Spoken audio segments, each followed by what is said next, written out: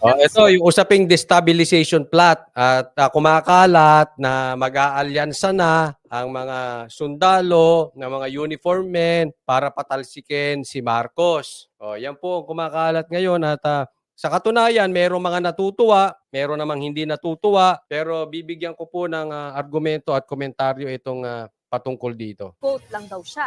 Nasa frontline na balitang yan, si Marian Enriquez.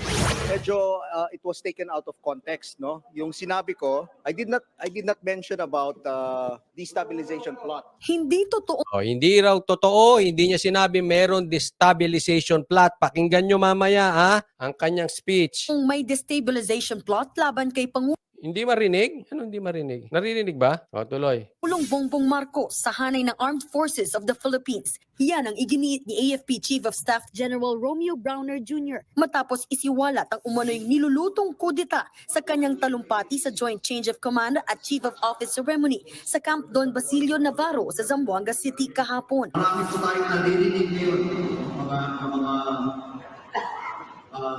masasabi natin mga destabilization. Ayan, sa kanya mismo galing. Meron tayong naririnig na destabilization efforts. Dito lang nagkaiba. Efforts at plot. Pag-usapan natin. Meron daw nilulutong kudeta. Destabilization efforts. May mga nagsasabi na dapat ay magkaroon ulit ng kudeta. May mga nagsasabi, Ang paliwanag kailangan ulit magkaroon ng kudeta. ngayon dyan ni Browner, Kasi pag sinabi nating plot, parang plano na ito na i-execute na lang, no? So, ang sinabi ko during my statement was that may mga naririnig tayo na mga ugong-ugong ng mga destabilization efforts, no? Yun yung specific word na ginamit ko. So, I did not use the word plot. simpleng panghihikayat lang aniya sa mga sundalo na huwag sumama sa mga pagkilos ang kanyang sinabi sa naturang talumpati. Some of them were former officers. Ito problema natin dyan, ha? Ang sinabi nila ay wala daw plot. So, ibig sabihin, umuugong lang, usapin lang, nag-uusap-usap lang, pero hindi yung gagawin na. Kasi yung pag sinabing plot, planado na, i-execute na lang. Ito, malayo pa doon, umuugong-ugong pa lang. Yun ang punto ni Sir. Okay? Kaya lang, ito ang problema ko dyan. Merong mga ibang oposisyon na tuwa. Kahit nga yung ibang vloggers, medyo natuwa dyan na nag-aantay ng coup. Merong mga viewers, natuwa dyan. Oy, matutuloy na ang coup d'etat, ganyan-ganyan. Tagal na namin inaantay. Pati yung mga vloggers na iba, nakisaw-saw pa dyan. Ay, matutuloy na yung coup d'etat, yay! Yung mga sabihin natin ang mga opposition vloggers, okay? So, hindi natin sila sinisisi. Yung iba naman, ayaw, mali daw yan. Hindi daw tama yung sinabi niya ni Sir. Okay? Pero para sa akin, ito yan. Nakakapagtaka na ang kudeta ay mabilis niyang nalaman tapos sasabihin niya sa kanyang speech, parang may mali. Naiintindihan niyo ba? Ako ay naihahambing ko itong pagsasalita ni Sir, parang pagpapapreskon ni Boying. Mas lalong dumami ang questions kesa nalinawan ng tao. Kasi hindi normal. Ito'y naitanong ko sa isang nasa loob na naka-uniform man po. Napaka-unusual daw. Napaka-unusual nung speech na yan. Kasi hindi mo naman agad malalaman yung coup na yan at kung yan ay meron silang nakikitang coup, hindi yan para i-announce ng ganyan. Kaya parang ito ay yung announcement ni Boying na susuko na si Bantag. Diba? Ilang beses in-announce ni Boying na susuko na si Bantag. Hanggang ngayon, si Bantag ay hindi pa rin natin alam kung nasaan. Eto, may kuku. Parang hindi natin alam kung nagpapasipsip kay presidente sa presidente nyo, kung ito ay naghahanap ng media mileage, nagpapalapad ng papel, hindi niya talaga alam yung ginagawa niya, or totoong meron siyang alam. Pero ang daming problema. Usually, walang announcement dapat na nangyayari sa ganyan. At tingnan nyo po tingnan nyo. Armed Forces of the Philippines. At nakausap ko yung iba sa kanila. Sabi ko sa kanila, sir, you have the right to do that because we are in a democracy. But please do not involve the active personnel of the armed forces. Nakausap niya. Okay, so ibig sabihin, alam niya kung sino-sino tong mga ito. Okay? ito ay kasunod nung madalas binibitawan ni ni PRRD na nananawagan siya sa mga pulis, sundalo, etc. etc.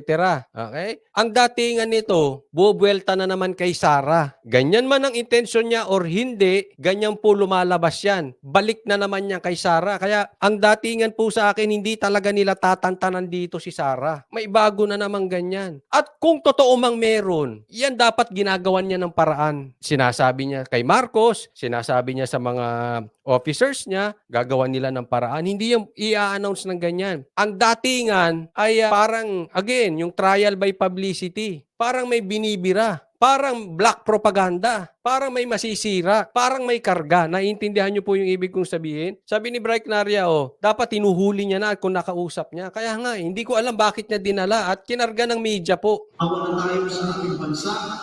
Let's give our country a chance to move forward to progress. Inulit din ni Bronner ang pahayag na yan ngayong araw. Sabi pa niya, noong September 21 pa umugong ang panghihikayat daw sa mga sundalo na sumama sa mga pagkilos kasabay ng martial law anniversary. Nauna nang sinabi ng ilan pang opisyal ng AFP na misquoted si Bronner. Bagay na sinigundahan ni National Security Advisor Eduardo Año. Tingnan nyo. Yung pagsabi daw niya yan ay nalaman pa niya September 21. Doon niya nakita at konektado yung speech niyang yon doon sa nabalitaan niya at doon sa nangyari. Meron atang selebrasyon. Basta merong ganap. September 21. Anong petsa na? Isa't kalahating buwan bago siya nag-speech ng ganyan. Di ba? Doon na lang kaduda-duda na. Parang may karga. Parang merong gustong pitikin. Parang may gustong siraan. Kaya lang, nabuking. Booking yung galawan, hindi epektibo. Kasi, again, nagkaiba-iba ang basa ng mga vloggers dito, no? Meron nga yung natuwa, gaya na sabi ko sa inyo kanina, meron yung hindi. At ako isa doon. Parang hindi eh. Hindi lihitimong merong umuugong naku. Hindi lihitimo eh. Again, ito po ay aking opinion. Napaka-imposible naman ata yung galawang ganyan. At yung timing, ngayon nyo lang naisip, ngayon nyo lang naisama sa speech. Bakit kailangan nyo pang ilabas kung September 21 nyo pa? Dapat nagawan nyo na ng paraan yan. Ulitin ko, mas maraming questions na nabuo kesa nalinawan dyan sa mga sinabi nito. Kaduda-duda talaga. Wala rin ani ang destabilization movement sa gobyerno at nananatili raw na tapat ang AFP at buong security sector sa kanilang commander-in-chief na si Pangulong Bongbong. Naman, but there is no destabilization. Ano ba talaga? There is no destabilization plot movement against the government. Kasasabi lang, di ba? Narinig nyo po ba? Hindi po galing sa akin yan, ha? Sila mismo. Sa speech na mismo galing. Pinarinig ko naman sa inyo. Ngayon, hindi ko sinasabi kung si Secretary Anyo ay mali or tama. Ang punto, magkaiba sila. Dahil ba palpak? Dahil ba laban bawi? Yung plano nila. Kaya ako, laging ugali ko pagka may mga politiko magsasalita, especially sa mga press con, sa mga ganitong malalaking speech, titingnan nyo, ano kaya ang agenda nito? Kasi ang politiko naman, hindi yan magsasalita ng straight. Merong karga yan. Anong gusto nitong iparating sa tao, pero ano ba talaga ang agenda niyan? Kadalasan magkaiba. Merong gustong iparating sa tao, pero may ibang agenda. At ako, yan ang nakikita ko dyan. Ang gustong paratingin sa tao, may destabilization. At again, ko-connect na naman yan sa Duterte. At ano agenda? In my opinion, again, follow up para kay Sara. Follow up na parang hilain pababa si Sara. Bongbong Marcos. Pero aminado si Anyo na may healthy debates ang ilang retiradong sundalo hinggil sa ilang polisiya ng administrasyon. Tiniyak naman ni PNP Chief Benjamin Acorda Jr. na suportado rin ng kanilang hanay ang administrasyong Marcos. Well, on the part of the PNP, we are doing our monitoring also. But as regards sa PNP side, we don't see any reason for going against the government.